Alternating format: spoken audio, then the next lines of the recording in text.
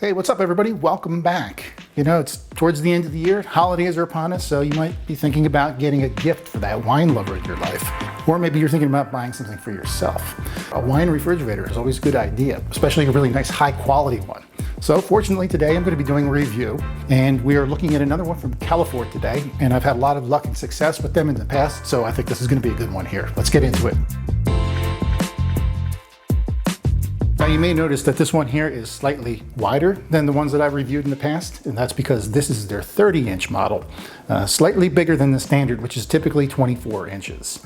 Now in the past, the other models that I've reviewed were slightly smaller, so they could be delivered by UPS or FedEx. Because this one is bigger, it's also heavier too, 121 pounds. Comes in a bigger package that actually has to be coordinated with a courier to deliver to your house. This one I found took about 2 people to open up. And once you get this unboxed and all the packing materials out of it, it's essentially plug and play. The only thing you really have to do is attach the handles yourself. So just starting with the exterior, I've reviewed several Ca'Lefort models before, and they're all very attractive. Just nice and sleek, very clean, stainless steel and aluminum. And of course the doors here with like a little bit of a tint to them. That tint is actually UV protection to protect your wines from the sunlight. The doors are dual pane vapor sealed, which means that they'll keep the temperature more consistent inside. First thing to note here is that this is a dual zone refrigerator, meaning that each one of these compartments is separate from each other and the temperature can be adjusted differently for each one. On the wine side, you'll notice that the racks are actually real wood, which is kind of rare in this price range, and they're fairly solid too. There's a little stopper on them that lets you pull it out maybe 1/3 of the way. The first rack here is a little bit larger to allow for larger bottle formats. I have some sparkling wines up here in some odd sizes. If you use the configuration properly, you can get 5 bottles to a shelf. Okay, so there's a total of 6 shelves here. And as I said, the top one has a little larger capacity, but the ensuing 5 here are a little more narrow. So you're gonna have to go with either Burgundy or Bordeaux sized bottles, and you can get 5 to each one for a total of 30. Additionally, you can fit 3 larger format bottles in the bottom here for a grand total of 33 bottles on this side. And the one thing I noticed about this larger format here is that it provides more space for you to store the bottles. In some of the other models that I reviewed before, when you slid the shelves out, there was a little bit of a pinch and sometimes the bottles will get trapped in there. That is not the case with this one. And over on this side here is your beverage storage. If you're like me and you actually have more wine than you do beverages, you could actually store your white wines over here at a cooler temperature. So that way you can serve whites and reds at different temperatures. As you can see here, I don't have quite enough to fill up the shelves. That's how much space you get in here.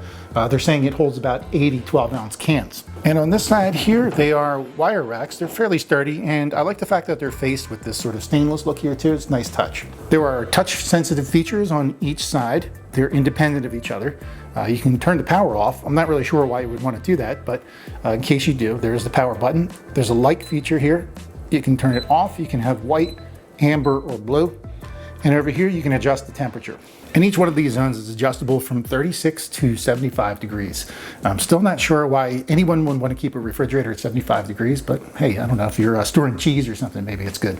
2 other features that are worth mentioning. One, the carbon filter. It's in the back of the unit here. Keeps mold and mildew out of it and keeps your unit odor-free, which is really important when you're keeping expensive wines.